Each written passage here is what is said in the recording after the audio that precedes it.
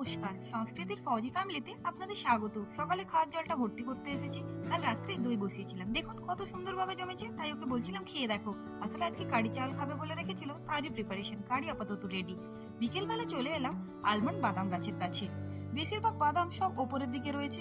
যাই হোক, নিচে একটা বাদাম দেখতে পেয়েছি। ও আমাকে গাছের ডালটা টেনে একটু হেল্প করছিল, আর আমায় বলল যে আমি ডাল টেনে রাখছি, তুমি ওটাকে পারো। সেই মতো আমি পারার চেষ্টা করছিলাম। যাই হোক, হাতটাও পেয়ে গেছে, আর আমি গাছ থেকে ওটা পেড়েও নিয়েছি। এত এক্সাইটেড ছিলাম যে ওটার ভেতরে কি আছে দেখার জন্য তাড়াতাড়ি বাড়ি চলে এলাম। এবার ওটাকে ফাটিয়েও নিলাম। এবার টেস্ট করার জন্য আমি ওটাকে আস্তে করে ভাঙছিলাম, কিন্তু ওটা খুব শক্ত ছিল। যাই হোক, ওই যে শাঁসটা দেখতে পাচ্ছেন সাদা রঙের, ওটাই অ্যাকচুয়ালি পরে বাদাম হিসেবে পরিণত হবে, কিন্তু আমি ভুল করে ছালটা খেয়ে নিয়েছিলাম। ছাল খাওয়ার পরে আমার রিয়েকশনটা দেখো, ওটা অ্যাকচুয়ালি খুব তিতে তিতে লাগছিল, তাই এরকম রিয়েকশন।